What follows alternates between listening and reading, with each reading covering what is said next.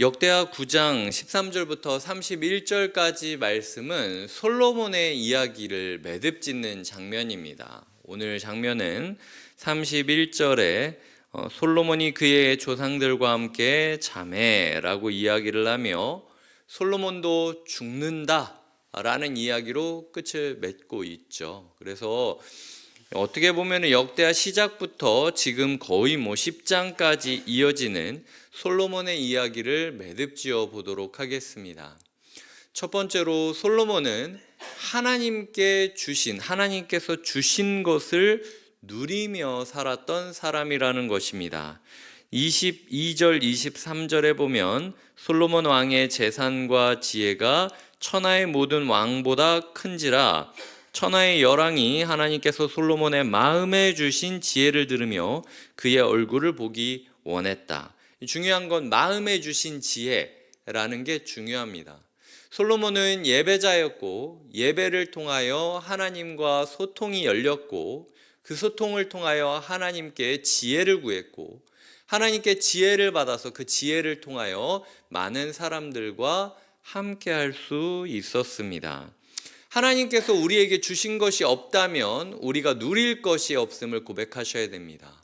솔로몬 하면 지혜가 떠오르듯 하나님께서 우리에게 주신 것을 우리가 확실히 파악하지 못한다면 우리 인생이 무엇으로 사는 존재인지 엉뚱한 핀트를 잡고 움직일 수 있다라는 거죠. 신약 시대의 사람들은 지혜를 구하는 사람입니까? 잠언에 보면요, 지혜라는 단어를 어떻게 묘사하냐면 그게 잠언에 있는 지혜나 이런 구약에 있는 지혜들을 말씀, 요한복음 1장에 있는 로고스, 말씀이라고 표현하는데 그 말씀이 곧 그리스도라는 것을 우리는 알죠. 그러니까 솔로몬이 지혜를 구하며 살아갔다면 솔로몬의 문제를 요약하면 뭡니까? 예수를 만났는데 예수와 끝까지 동행하지는 못했던 거예요. 예수와 만났는데 예수와 만나지 않는 영역들을 남겨둔 거죠. 그게 정치적인 부분, 그리고 여러 혼인들, 그리고 우상을 가져온 것들, 이런 이제 문제를 만들고 있지 않습니까? 솔로몬이 지혜를 구했다면 우리는 예배 때 뭘 구해야 됩니까? 돈도 아니고 명예도 아니고 예수를 구하는 것밖에 없죠. 그래서 우리가 신약 시대의 솔로몬으로 살아간다라는 건요, 지혜자가 된다는 것, 하나님께서 주신 예수 그리스도를 영접하며 살아가는 것을 뜻합니다. 영접하는 자, 그 이름을 믿는 자에게는 하나님의 자녀가 되는 권세를 하나님께서 주셨죠. 그 권세를 누리면서 사는 것, 그것이 솔로몬이 살았던 인생을 오늘날 우리가 누리면서 사는 방식입니다. 만약 이 자리에서 하나님께서 오셔서 내가 너에게 무엇을 원하냐라고 하면 금도끼 은도끼 생각하듯 나도 그 나무 도끼 구하면 은도끼도 주고 금도끼도 주겠지, 이렇게 생각해서 솔로몬이 지혜를 구했다니까 저도 지혜를 주십시오 라고 이야기를 해봤자 하나님께서 아니 너한테 예수가 있는데 그것으로 무엇이 더 필요하겠느냐라고 오히려 우리에게 물어보실 거라는 겁니다. 우리의 삶에 솔로몬이 지혜를 구하고 지혜를 하나님께서 주셨기 때문에 그의 인생이 살아갈 수 있었듯 우리의 인생의 키워드가 오직 예수 그리스도가 되기를 꿈꿔야 된다는 것, 이것이 우리의 첫 번째 기도 제목이고요. 두 번째 기도 제목은 솔로몬은 누리며 사는 자였다. 이거는 우리 모두에게 큰 그리고 자발적인 기도 제목이 될 수 있죠. 솔로몬의 누림에 대해서 몇 가지 이야기하는데요. 첫 번째로 15절입니다. 금방패 200개를 만들었다라고 하죠. 방패 하나에 든 금이 600세겔이었다. 이게 싸울 때 금방패 들고 싸우지는 않았을 것 같은데요, 의전용이다 라고 이야기하는 사람들이 있습니다. 왕궁 친위대 아니면은 유명한 장군들에게 하사하는 표창장 이런 것처럼 이 금으로 된 방패를 만들어서 나눠줄 정도로 금이 엄청 많았다는 거죠. 두 번째로는 17절에 보면 상아로 큰 보좌를 만들고 순금으로 입혔다라고 이야기를 하고 있습니다. 권위를 상징하는 그 왕의 의자가 엄청난 그 압도적인 금액과 압도적인 위엄을 보였다는 거죠. 그리고 20절에 보면은 그릇들이 다 금이었다. 그리고 20절 후반에 은을 귀하게 여기지 않았다라고 이야기합니다. 은을 왜 귀하게 여기지 않습니까? 금이 너무 많아서 은이 귀한 줄을 모르게 됐다는 거예요, 사람들이. 이런 정도로 부귀영화가 넘쳤을 뿐만 아니라 사람들이, 천하의 열왕들이 예물을 가지고 솔로몬에게 찾아왔다라는 거죠. 전에도 이야기 드렸지만 이 열왕기 상하와 달리 역대 이 부분은 솔로몬에 대해서 긍정적인 표현을 굉장히 많이 사용하고 있습니다. 소위 말해서 허물어진 성전을 다시 지어야 되는 사람들에게 너희가 예배를 회복하면 누릴 수 있을 것이다는 희망을 주는 거죠. 너희가 예배를 회복하면 너희 또한 인생이 바뀔 것이다 라고 단언하고 있다라는 것입니다.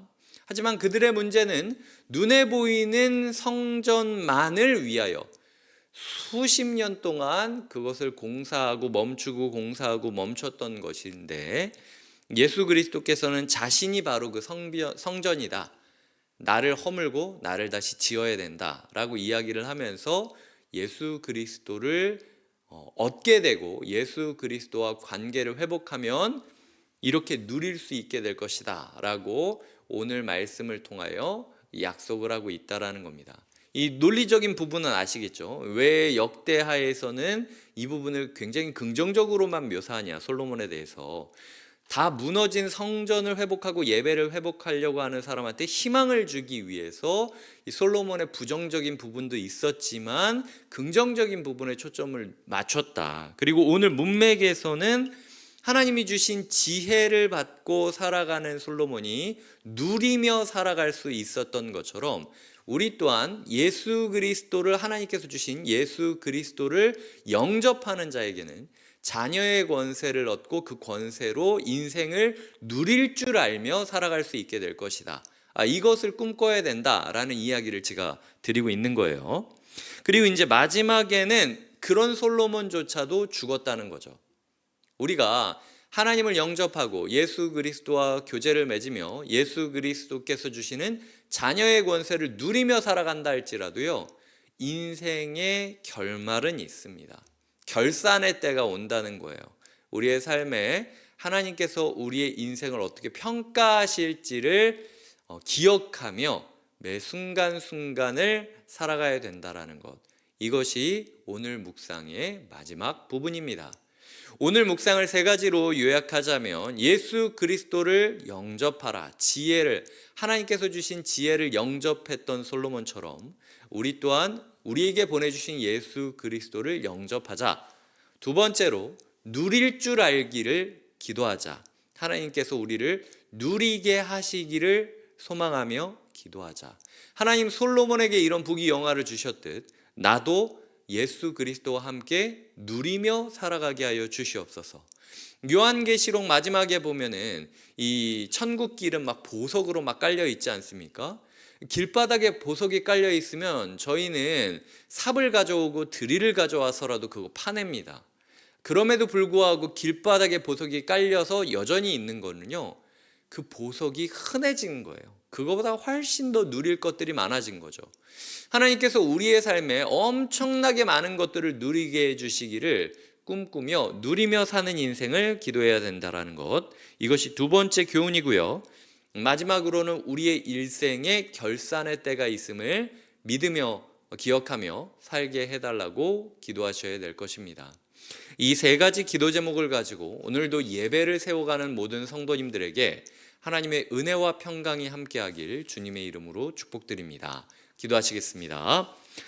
하나님 아버지, 감사합니다. 솔로몬의 이야기를 매듭지으며 우리의 인생을 살펴봅니다. 주님, 우리가 예수 그리스도가 지혜 되신 그 예수님이 우리와 함께하고 있음을 받아들이게 하여 주시고 누리게 하여 주시며 그 예수 그리스도와 함께 걸어가며 결산의 때를 준비하게 하여 주시옵소서. 예수님의 이름으로 기도드립니다. 아멘.